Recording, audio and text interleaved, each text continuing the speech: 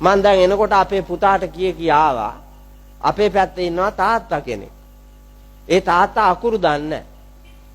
හැබැයි ඒ තාත්තා කොච්චර මහන්සි වුණාද කියනවා නම් දරුවෝ දෙන්නෙක් හදලා ඒ දරුවෝ දෙන්නාට ඒ තාත්තලා චූටි කාලේ විඳපු එක දුකක්වත් මුණ ගැහෙන්නට ඉඩ නොදී දරු පැටව් දෙන්නම ගමේ ඉස්කෝලෙන් ශිෂ්‍යත්ව පාස් වෙලා ගමේ ඉස්කෝලෙන් සාමාන්‍ය පෙළ පාස් වෙලා ගමේ ඉස්කෝලෙම දාලා උගන්වලා දෙන්නම විශ්වවිද්‍යාලෙ ගියා.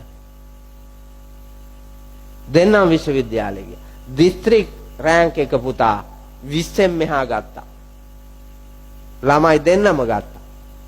පොඩි එකා 8ද කොහෙද? දිස්ත්‍රික් රෑන්ක් එක.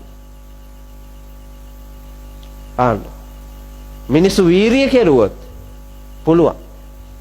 බැරි නෑ. ඔය ළමයි පන්ති යනවා නේද උදේ ඉඳලා රෑ වෙනකම්. රෑ 12 වෙනකම් යනවනේ පන්ති. ඇත්තටම පන්ති යන්න ඕනද? ඕන්නේ නෑ. මහන්සි වෙනවා නම් ඕන්නේ. සිලබස් එක අතට දීලා තියෙනවා නම් ඒ අදාළ පෙළ පොතත් එක්කම ගුරුවරු උගන්වනවා නම් පැය ගාණක් ඉස්කෝලේ ඒ සිලබස් එක මේ ළමයාට තියෙන්නේ අර පෙළ පොතයි ගුරුවරයයි දෙන නිබන්ධනේ දෙක ගලපමින් මහන්සි වෙලා හදාගන්නනේ. හැබැයි මේ ළමයිව විනාශ කළේ පාරට දාලා ඔය අය. කෝ පුතා මෙච්චර ඉගෙන ගන්න රටේ කෝ ප්‍රබුද්ධ මිනිස්සු කෝ ප්‍රබුද්ධ මිනිස්සු රට එන්න හිඟා කන්නේ අයියේ. මිනි මරුව වැඩි අයියේ. ස්ත්‍රී දූෂකයෝ වැඩි අයියේ. හොරු වැඩි අයියේ. පාතාලකාරයෝ වැඩි අයියේ. දෙමව්පියන්ට නොසලකන්නෝ වැඩි අයියේ. ආගමට දහමට බර ගුණ යහපත්කම් නැත්තේ අයියේ. රාජ්‍ය සේවකයෝ වැඩි කොටසක් හොරු හැටියට සනාත වෙලා තියෙන්නේ අයියේ. මැටි මෝල් දේශපාලඥයෝ පස්සේ මුට්ටි අල්ල හිඟන්නෝ වාගේ ඇවිදින්නේ අයියේ. කෝ ඉගෙන ගත්තේව්වා. ඉස්කෝලෙන් ඉගෙනගෙන විශ්වවිද්‍යාලෙ ගිහිල්ලා විද්‍යාපීඨෙ ගිහිල්ලා මේ ඔක්කොගෙම ඉගෙන ගත්තානේ. ඉගෙන ගත්ත ඒ උගත්කම කෝ වැදගත්කම කෝ ඒ බුද්ධිය කෝ පුනරුත්ථාපන කඳවුර මගේ මල්ලි ඉන්නේ මේ වීරවිල බන්ධනාගාරේ 600ක් 700ක් ඉන්නවා ඉස්කෝලෙන් ඉවත් වෙච්ච ළමයි කුඩුකාරයෝ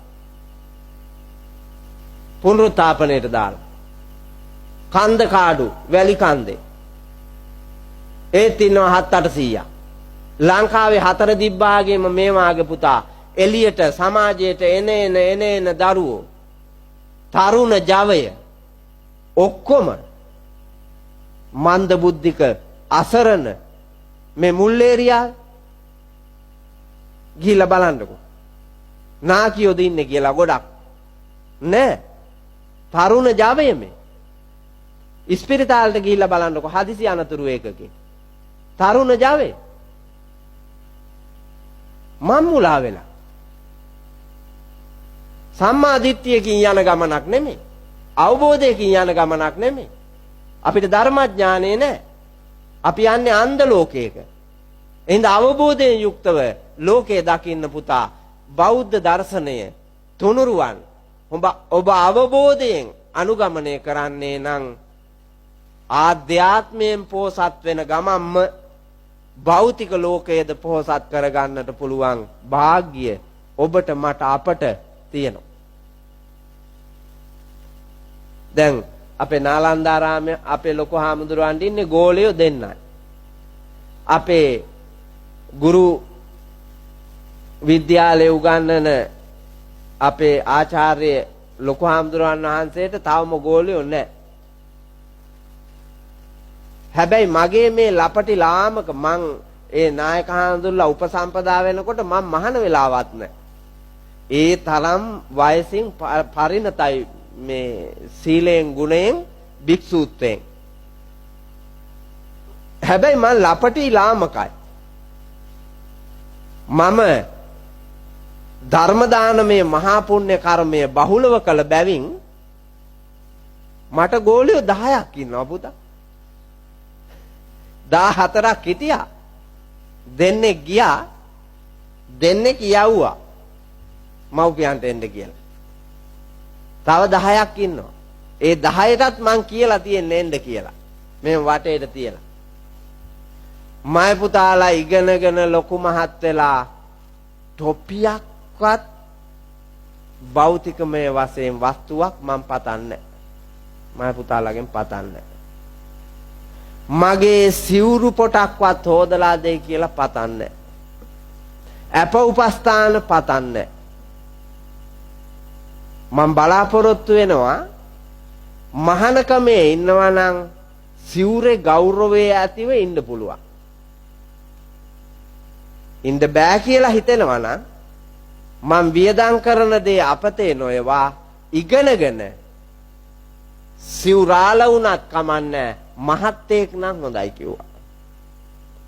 සිවුරාල වුණත් කමක් නැහැ මහත්මයෙක් නම් හොඳයි. මහත්මා ගති තියෙන මිනිහෙක් නම්. අන් ඒ දෙකෙන් කැමති එක තෝරා ගන්න පුළුවන්. මගේ මේ සල්ලි වියදම් කරන ඒවා අපතේ නොයවා කියලා මං කිව්වා. එහෙම තමයි ප්‍රාර්ථනාව. එයින් එහා ප්‍රාර්ථනා ඕනේ. මේ සමාජයේ මහා පුදුම එකක්. මිත්‍යා දෘෂ්ටික. එඳ එක මැද්දේ යන්නේක කරකසයි. අමාරුයි. අමාරුවෙන් හරි යායුත්තේද ඒ මගෙහිමයි. එනිසා ලෞතර බුදුරජාණන් වහන්සේ පෙන්වා වදාළ ආර්ය ධනයේ පළවෙනි එක මං කිව්වේ